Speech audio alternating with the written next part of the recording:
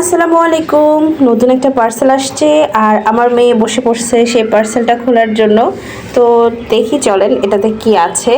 আর এই পার্সেলটা অনেক দিন আগে অর্ডার করা হয়েছিল আর এটা পাঠিয়েছে ডাক যোগাযোগে। হ্যাঁ, তো ডাক যোগাযোগ আমাদের আসলে এত উন্নত হয়নি, কিন্তু ডাক যোগাযোগে যে এই ধরনের জিনিসও আসছে এটাও একটা বড় ব্যাপার।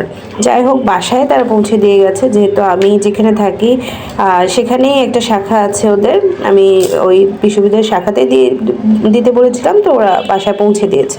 বিনায়ক, খোলো তো দেখি।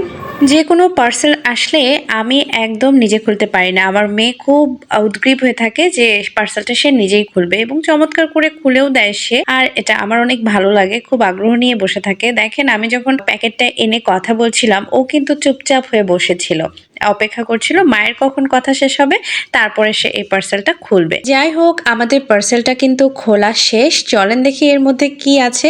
আর এটা এসেছে শেরপুর থেকে। কাচের জারে মধু চলে আসছে। এখানে 1 কেজি পরিমাণ মধু আছে। আর আমি এই মধুটা নিয়েছি হানি হাব নামে একটা পেজ থেকে। এই পেজটা থেকে আমি বরাবরই মধু নিয়ে থাকি, কারণ এদের মধু যেমন খুবই ভালো হয় এবং মানসম্মত। কয়েক ধরনের কোয়ালিটি আছে, আপনি যে ধরনের মধু চাবেন ওরা আপনাকে সেটাই কিন্তু দেবে। আমি সবসময় জিজ্ঞেস করি কোন মধুটা আছে, কোনটা ভালো। ও কিন্তু খুবই সুন্দর করে প্যাকেজিং করে আমাকে সেই মধুটা পাঠায়। আর এটা হচ্ছে চাকের মধু, একটু পাহাড়ি এলাকা থেকে যে চাকগুলো থাকে সেই চাক থেকে কাটা মধু, খুবই মজার। আসল মধু বলতে আমরা যা বুঝি তার সব গুণগুলোই কিন্তু এই মধুটাতে আছে।